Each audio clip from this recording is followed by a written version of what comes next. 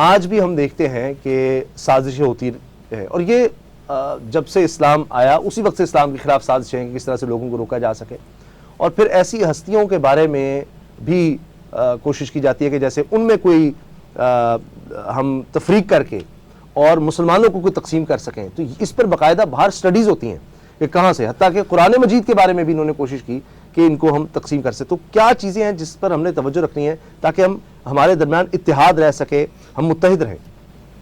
بسم اللہ الرحمن الرحیم، ان الحمد للہ والصلاة والسلام علی من لا نبی بعدہ. قال اللہ عز وجل فی کتاب المجید والبرہان الرشید، ان هذه امتکم امۃ واحدہ وانا ربکم فاعبدون. وقد قال تعالی فی مقام آخر واعتصموا بحبل اللہ جمیعا. سبحان اللہ. میں انتہائی شکر گزار ہوں کہ یہ بھی ایک خوبصورت عنوان ہے اور پوری امت کے لیے آج کے دور میں اہم ضرورت ہے. سابقہ ادوار میں بھی اس کی اہمیت برقرار رہی، اور آج جس دور نازک سے، دور پرفتن سے ہم گزر رہے ہیں، اس کی اہمیت مزید بڑھ گئی. ہمیشہ سے حق اور باطل کا مارکہ یہ ساتھ ساتھ چلتا آ رہا ہے. بے شک. نبی کریم صلی اللہ تعالی علیہ وسلم جو پیغام توحید لے کر آئے وہ پھیلتا پھولتا گیا، اور منافقین جو تھے وہ یہ برداشت نہیں کرتے تھے. مشرکین کا معاملہ اور کھلم کھلا جو کافر تھے وہ تو ان کا سامنے، لیکن منافقین کی جو سازشیں تھیں وہ ہمیں خلفائے راشدین کے دور سے ہی ہمیں تاریخ سے پتہ چلتا ہے کہ یہ دراڑیں ڈالنے والے، امت میں تفریق پیدا کرنے والے ان کا آغاز ہو چکا تھا.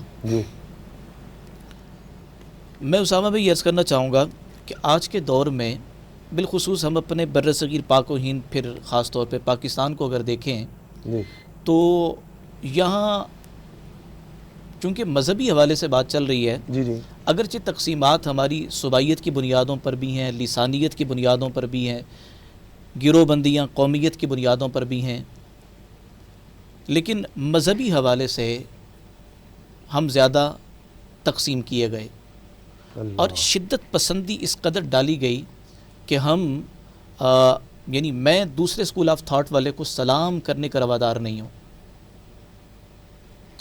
اب یہ چیزیں تو سوالی انداز میں اس کے حل کی طرف ہم نے آنا ہے.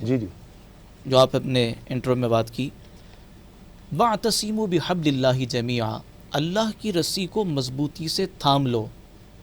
اور اسی سے پچھلی آیت کی طرف اگر جائیں، پیچھے کی طرف تھوڑا جائیں، وَمَن يَعْتَصِم بِاللَّهِ فَقَدْ هُدِيَ إِلَىٰ صِرَاطٍ مُسْتَقِيمٍ.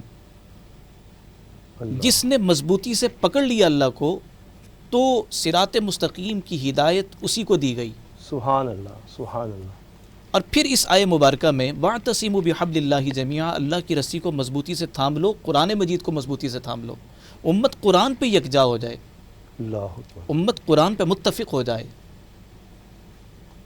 اور جو اصولی چیزیں ہیں، اصولی چیزوں میں کیا ہے؟ رب تعالیٰ کی وحدانیت ہے، رسول اللہ کی نبوت و رسالت ہے، عقیدہ آخرت ہے، قرآن مجید برہان رشید کا کسی کمی کوتاہی سے منزہ پاک ہونا اور منزل من اللہ ہونا اور تحریف سے پاک ہونا، یہ ایک بنیادی جو ہے نا عقائد میں سے ایک عقیدہ ہے. تو بنیادی طور پر امت اصولی عقائد پر جمع ہو جائے، فروعی معاملات میں الجھنا اور الجھ کر پھر باہمی طور پر دست و گریباں ہونا، اس چیز نے بہت نقصان